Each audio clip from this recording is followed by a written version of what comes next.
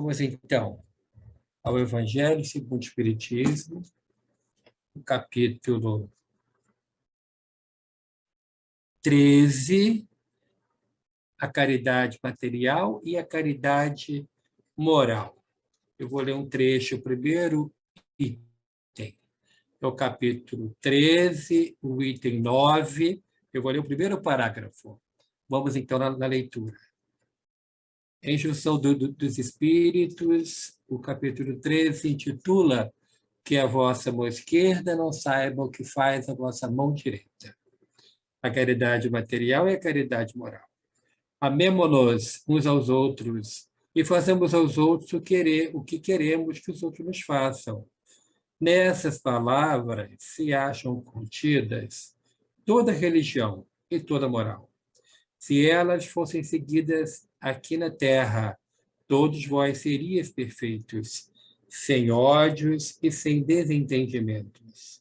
E eu ainda diria mais, sem pobreza, porque do supérfluo da mesa de cada rico, muitos pobres se alimentariam, e não verias paz nos sombrios quarteirões em que habitei durante a minha última encarnação, pobres mulheres arrastando atrás de si crianças miseráveis, carentes de tudo.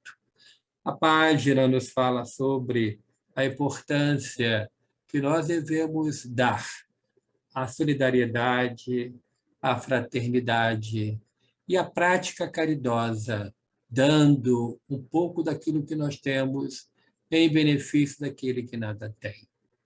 Jesus se apiedou da multidão que o seguia e disse que não podia dispensá-los sem alimentá-los.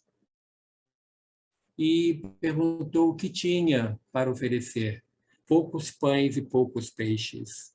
E ele, então, num gesto entendido pela lei fluídica, ele, manipulando fluidos, multiplicou ao partir o pão e o peixe e alimentou aquela multidão, de tal forma que sobrou ainda cestos que foram distribuídos pelas pessoas. Nós, então, devemos agir assim, dar um pouco daquilo que nós temos, em benefício daqueles que nada têm. É um momento muito importante para todos nós, na prática caridosa, que possamos nos deixar envolver pela espiritualidade e, com isso, deixar o nosso coração ser tocado, ser tocado. Mara, já passou do horário, já estou aqui. Você quer continuar daí? Você estava lendo ou eu inicio? Eu já estou no comentário, mas você pode dar continuidade, você tem 7 minutos. Boa tarde, meus irmãos. Perdão, a internet hoje me traiu. Nossa leitura, como o Hélio já deve ter falado, são as provas voluntárias, o verdadeiro silício. De início, pensemos no que sejam provas voluntárias, né? Aquelas que nós decidimos cumprir e que não necessariamente elas são favoráveis, né? Que quando nós pensamos que vamos fazer uma coisa voluntariamente, a gente acha sempre, a gente pensa sempre que vai ser o melhor, e não necessariamente. Nesse caso, a escolha aqui são provas que não nos cabe desejar alcançar. Nos recolhermos em situações difíceis, em vez de enfrentá-las, em vez de vivê-las. Se nós vamos buscar dificultar a prova que Deus nos destinou, nós vamos estar incorrendo em falhas, em erros contra nós mesmos, contra as provas que nós estamos recebendo do alto. O que seja silício? Quando ele diz o verdadeiro silício, temos que entender que silício, em alguns povos ainda existe a prática do uso do silício para se castigar. O silício é um instrumento de castigo. em alguns lugares, uma veste com roupas muito ásperas, muito grossas, difíceis, que causam atritos à pele. E outros lugares, um cinto, um instrumento que é longo, estreito, longo, e nas pontas existem objetos que ferem. Então, a pessoa vai se chicoteando, tipo um chicote, vai se chicoteando para sangrar a pele, para expulsar de si o mal, uma ilusão, né? Que está maltratando o corpo. E o texto nos diz que o verdadeiro cilício é aquele que nós conseguimos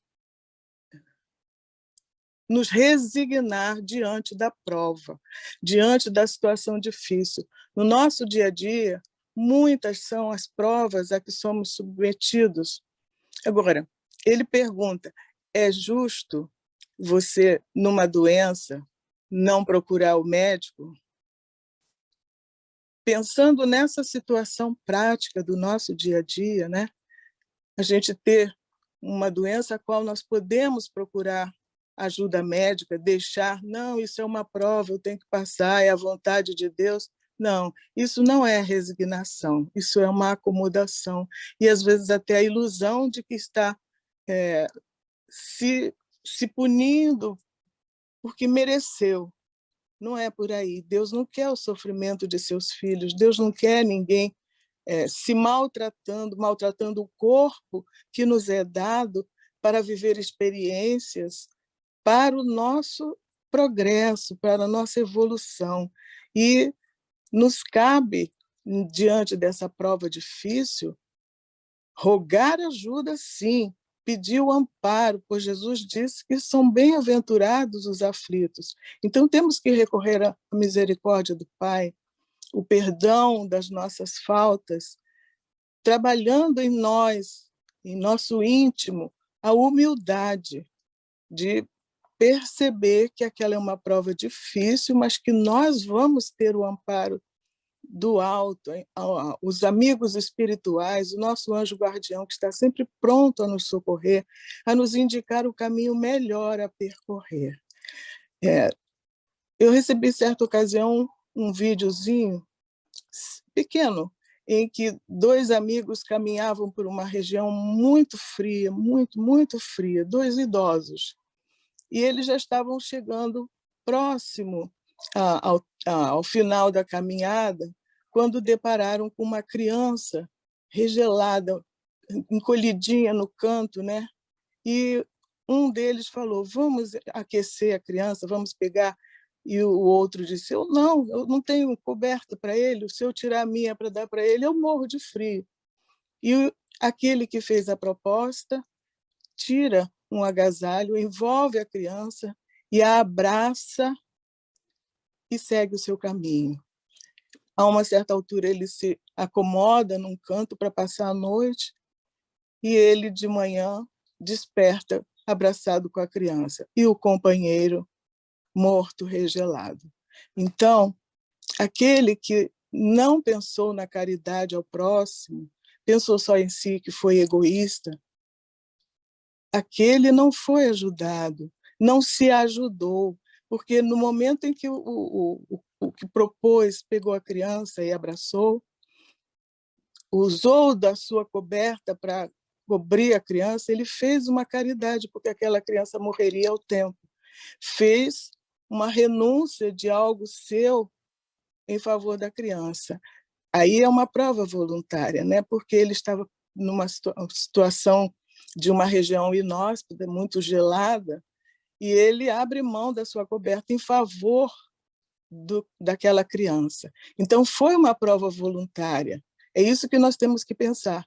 Quando é algo em favor de alguém, é justo que a gente se abstenha de ter aquele benefício, que a gente aproveite a oportunidade bendita de ajudar, de fazer a caridade, não pensando em glória, em louros, nada disso. Que a gente tenha a humildade de ajudar, pensar em ajudar, de ser voluntário na ajuda ao próximo. Essa é a verdadeira prova do silício que o texto nos cabe aprofundar posteriormente. E vamos agradecer a Deus pela oportunidade dessa prova de hoje, né? O nervosismo diante da internet. Mas estamos aqui firmes. Senhor Jesus, Divino Mestre, agradecemos a oportunidade do encontro com os irmãos nesta tarde de domingo, para estudarmos mais um pouquinho dos teus ensinamentos, Senhor. Obrigada por esse momento de aflição, mas obrigada, acima de tudo, pela ajuda que recebi. Esses amigos espirituais que nos envolvem, que nos socorrem. Obrigada pelo Hélio me socorrer. Obrigada, Senhor, por tudo que nos tem sido concedido e que tenhamos fé, esperança, tranquilidade nas horas de aflição, nas provas a que sejamos submetidos, porque a vontade de Deus é que sejamos felizes e sejamos sempre bem-sucedidos em cada dificuldade que encontrarmos no nosso caminho, na nossa vida. Envolve aos irmãos que estejam em sofrimento, Senhor, para que, com humildade, aceitem a prova a que estão sendo submetidos. Uma boa tarde aos irmãos.